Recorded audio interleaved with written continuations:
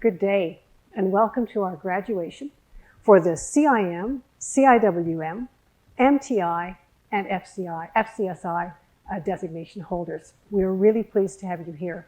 This is our virtual graduation. It is the third year that we're doing this kind of a graduation, and we're really pleased because we kind of tried something today which didn't quite work out, but Greg was supposed to be with me in the studio here, but life happens, and he wasn't able to get downtown. So Greg is going to be on screen, and I'm going to be here by myself on this stage. Welcome, everyone, to your graduation. Greg Zanitsky is a client portfolio manager at equities at CIBC Asset Management, and we're really pleased to have him today. And we're going to talk a little bit about what it is to be an advisor, since that's what was the common thread among the designations that you have. So certainly, let's talk about the graduates today. So first of all, we have 89 FCSI graduates, 765 CIM graduates, 20 CIWM, and 3 MTI graduates. Earlier today, we awarded or recognized the graduates, the 454 graduates who received the PFP. So we're really pleased at the number of people that are raising their level of proficiency. Certainly, our focus is on proficiency, but also on building confidence, because that's what a designation does for you. So every grad can hold their head up high and know that they can be confidently providing advice to their clients. So what is the role of CSI? Well, we train a lot of very educated people. And our real role is to be able to provide support for your learning. It's also to be able to make sure that you have the attestation, the piece of paper that says that you have this kind of competence. And that is what gives your financial institution and the public the confidence to be able to seek advice from you. Our third role, and a really important one, is to be able to promote our designations. And we want to make sure that our designation holders' designations are out there. And so we've provided you with badges, an opportunity to publish your badges on LinkedIn and be able to share that with your community, whether it's your clients, your family, or your colleagues. And so it's really important to be able to put those badges out there. And we're really pleased with the number of people that are using the badges. And I've had the opportunity to congratulate many of you on your badges. And so keep up the good work as we promote your designations together. But let me turn now to the congratulations. First of all, congratulations to all of our fellows of the Canadian Securities Institute, the Chartered Investment Managers, the Certified International Wealth Managers, and the Estate and Trust Professionals. Let's turn now to Greg. I'd love Greg to talk a little bit about what these graduates bring. So let's ask you a first question here. What does it take to become a trusted advisor? Thanks for the question, Marie. And maybe just one of the first things I want to say is just congratulations to everybody for all the designations that you've earned. Having gone through the process myself, I know the amount of time that it takes, either away from your personal life, family life. Sometimes you try to blend it with your professional life. But I want to sincerely congratulate you, I think, on the accomplishments that all of you have done to attain these designations, because I realize how much time that it takes. So to become a trusted advisor, I think there's a few things that really need to be done. First of all, you need to understand the values and the beliefs of your individual clients, and you need to make sure that they align with your values specifically. If you have different values from your client, you should probably not be looking to bring clients like that on board. Mastering your emotional intelligence and being able to empathize with clients, to be able to practice listening to them and understanding what it is that they want is going to help you. You're going to be meeting with clients that want to save for a down payment for a house. Some clients have young children and want to plan for their education. A lot of clients will be planning for their retirement. So being able to understand and work with them on all these issues is going to be very important. Also being able to adapt to different types of backgrounds and different types of experiences and the learning styles that they're going to have. A person who has been an entrepreneur for many years, working on their own, might have a very different learning style, different expectations, different ways that they want to receive information from you versus somebody who is a doctor, for example. Maybe they want to be a little less hands-off in that. So being able to adapt to all those different learning styles is going to help you be very, very successful. And of course, focusing on the plan. Be more focused on the long-term plan of that client. In some cases, it can be short-term as well, but focusing on the client's plans is going to be critical in becoming a trusted advisor. And again, saving for an education, saving for retirement, saving for that first home. These are the types of things that you want to make sure that you're working with the clients on, as opposed to focusing just on products. That's great, Greg. I mean, what I'm really hearing is that you have to have a real connection with your clients. You have to understand your clients really well, and in order to be giving the best advice and the advice that fits to their needs and their goals. Let's ask you another question. What's your overall advice to these graduates? Well, I think as many of you who've been in the industry for a little bit, I've been in the industry for a long time, and I'll tell you that the industry is always changing. And the work that you've done right now in your educational pursuits, I would say, continues to do that. Always be learning. Our industry changes. It's a very, very, very exciting business. And I think if you ask anybody who's been in the business for 20, 25, 30 years, they will tell you that you need to be curious and ask a lot of questions. Speak to your colleagues, speak to your supervisors, speak to associates, even speak to clients to understand what's going on in the business. And I think that that's very important. If you have certain career paths that you want to take and you've identified things that you think are very exciting and that you want to pursue, look for mentors. There's a tremendous amount of people in the industry that are always willing, happy to help and help to mentor people to help understand what the opportunities are in the business. And also, as you are working as an advisor, look to other people in the industry that are doing different disciplines. Try to align yourself with people that have those same types of values and belief systems that you have, so that you can provide much more holistic advice to clients. Great, Greg. So what I'm hearing there is, in as much as you're an advisor to someone else, get some advice for yourself as well. Get yourself a mentor, get yourself people that will be able to give you advice and give you guidance on how you should be giving advice to other people. Absolutely. So what should advisors be doing within their community? So one thing I think is very important is, as an advisor working in the community, the things that you do reflect not only on you, they also reflect on your employer, but also they reflect on the industry as a whole and the type of people that we are working within this industry. So giving back and volunteering is very, very important. Most organizations have ways for you to volunteer, to give back. You're probably even given some time off work to volunteer and help out in communities and serve your communities that you work in. And here I'll flip it again. As you move on in your career, you're going to want to mentor others.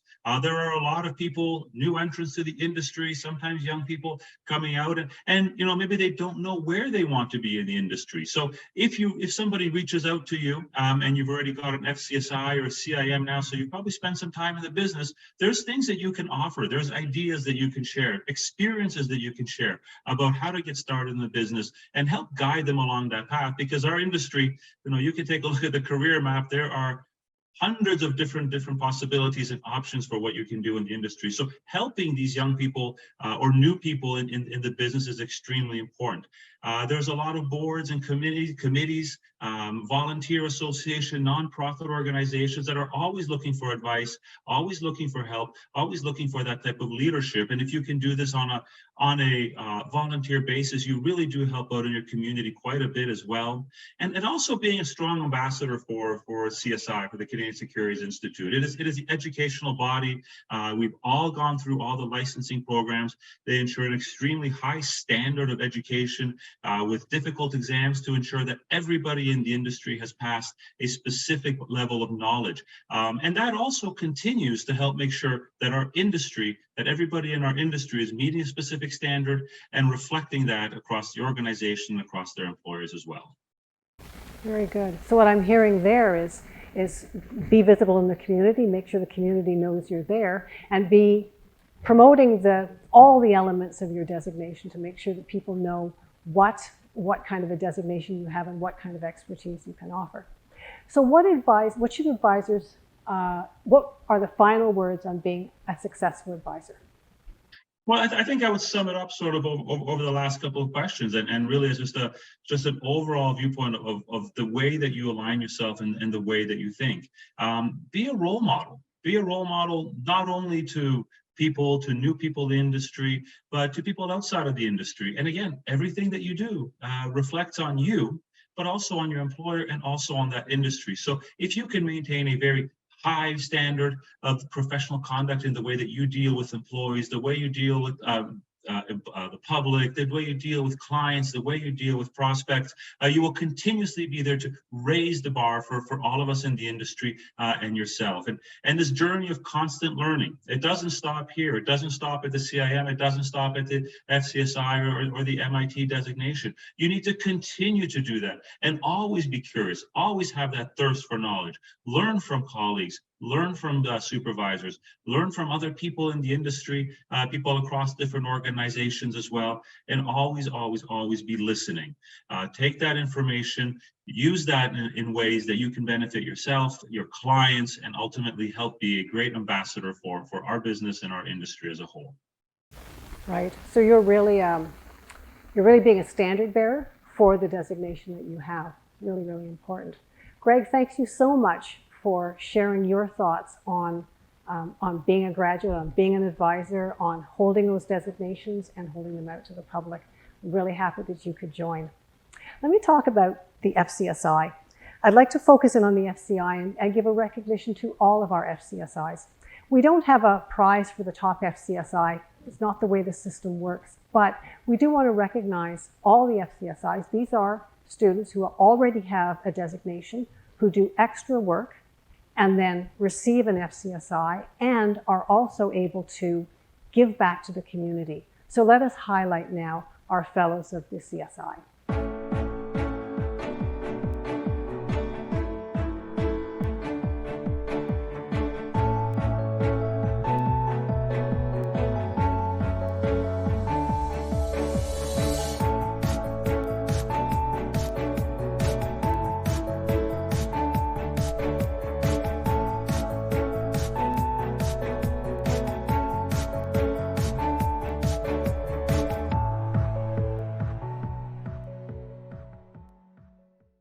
So congratulations to all of our FCSIs.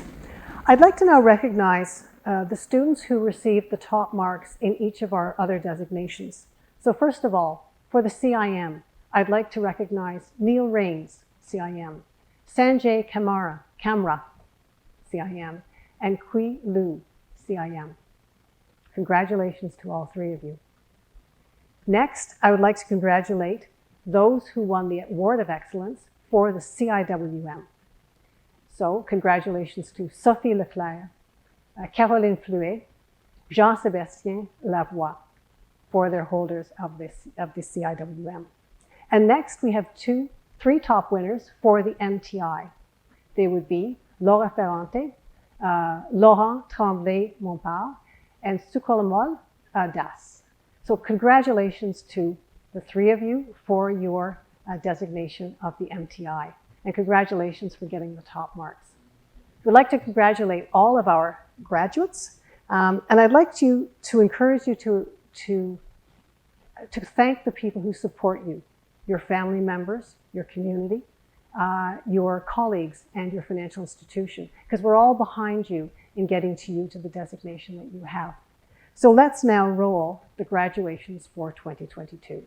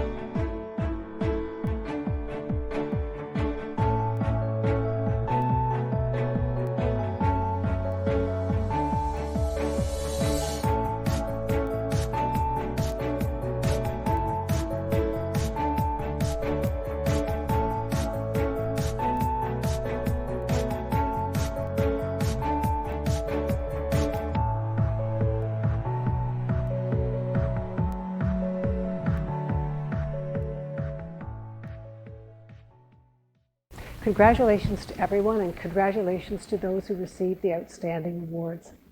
I'd like to close by saying that we have lots of resources for you in continuing education and continuing your studies.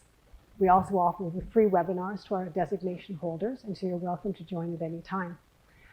We're also doing graduations every year now, and so it's a way for us to recognize the graduates. So make sure that you know who is graduating in your branch or in your office so that you can congratulate them as well. And finally, as Greg had said earlier, one of the important things to do is to give back to the community. Our FCSIs do that as part of their designation, but all of you can serve your community and make sure that you position your designation well and yourself. So congratulations to everyone. We will be posting the videos and you'll be able to share the videos, so please share them as much as you like. It's like a graduation. Take a few photos and make sure that your colleagues are aware of your graduation as well. So congratulations to all. We wish you a great day, and thank you very much for joining us today.